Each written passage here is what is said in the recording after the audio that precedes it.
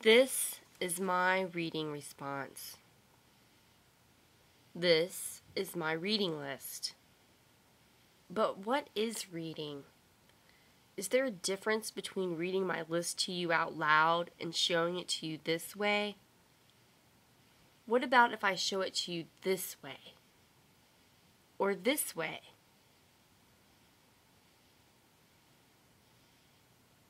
And then there's always this way of showing you my reading list. What do the images tell you? Is there something more than the words I read? Is there something more than the words you read?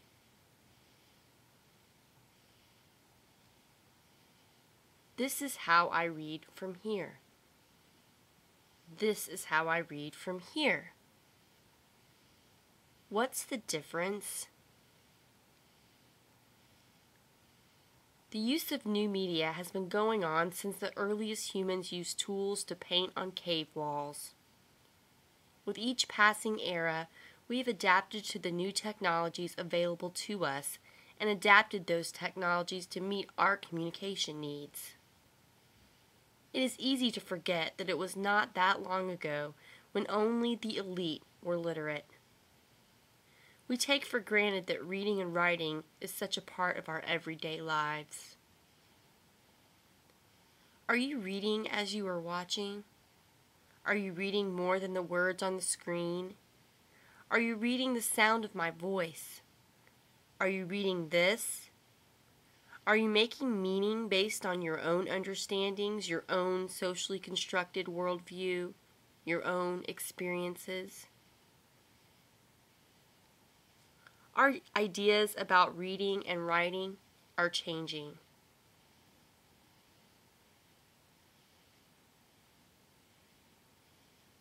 What does this sign mean to you? What does it mean now? I took this photo in the Pisgah National Forest.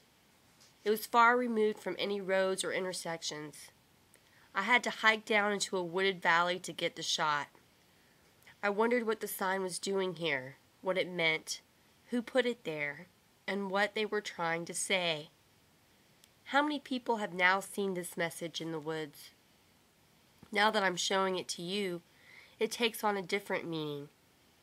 You see the image and put your own ideas to it in the context of this presentation, according to your own life world, your own interpretations. The message continues, even without physically having the experience of walking up on this sign in the woods. This is the rhetoric of the image.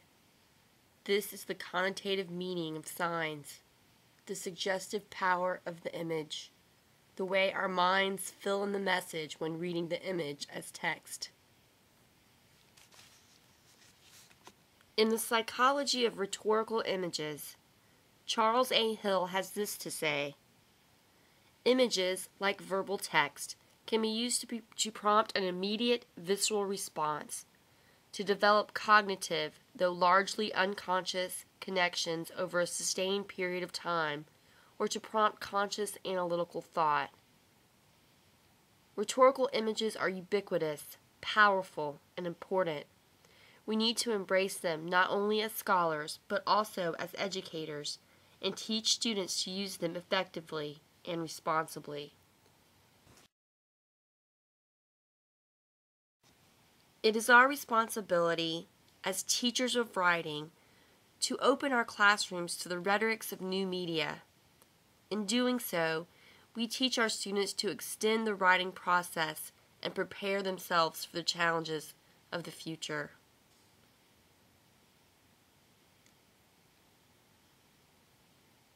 The definition of literacy is changing.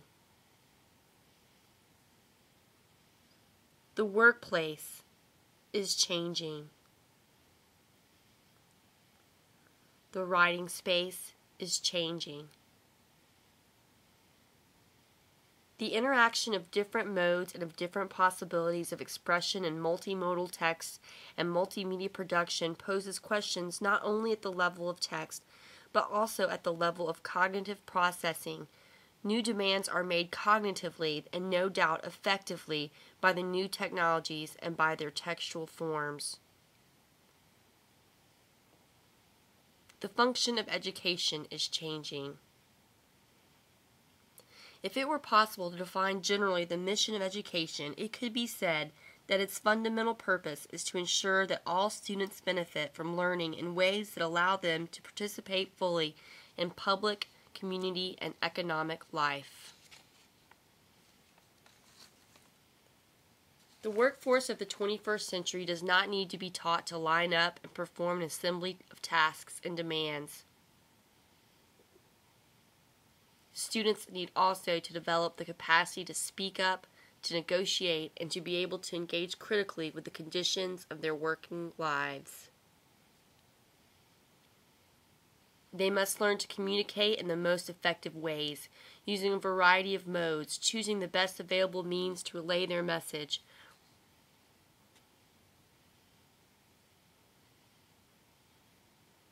They must be collaborators, sharing expertise across disciplines, departments, and continents.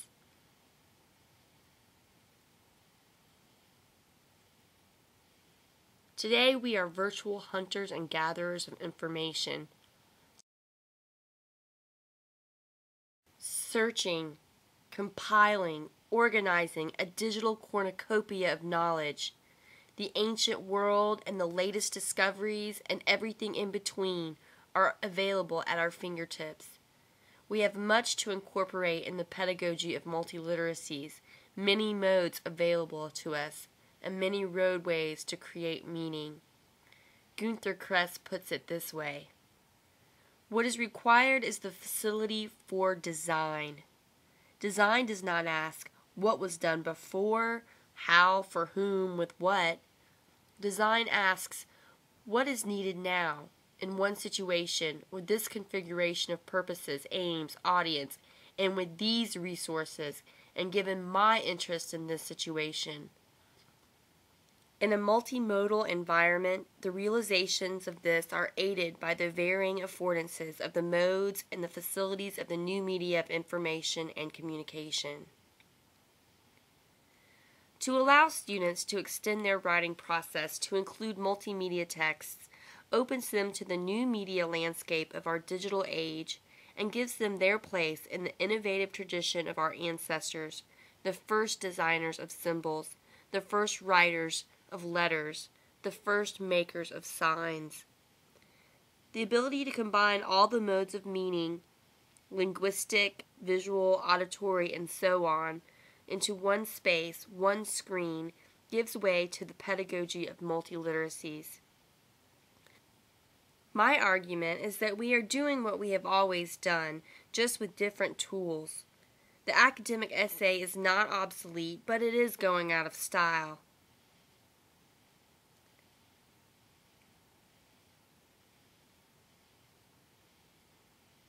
Students still need to know how to write an essay, but it is also useful for them to write in multimodal environments to transfer their arguments to the screen. By its very nature, image is a powerful and persuasive communicator. Challenging students to produce videos allows them to stretch their rhetorical skills to include the visible, audible, and textual elements of persuasion. Becoming critical producers encourages them to become critical consumers of the mass media that encompasses their daily lives.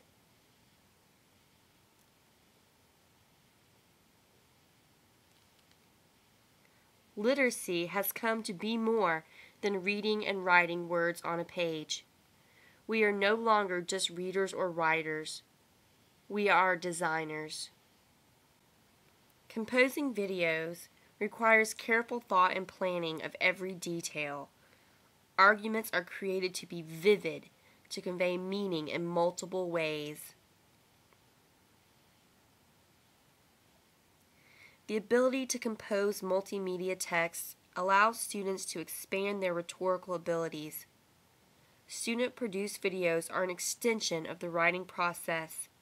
Composition classrooms are places where multiple rhetorics should be combined and where students should become critical producers and consumers engaged in creating arguments and making meaning through the texts of our times.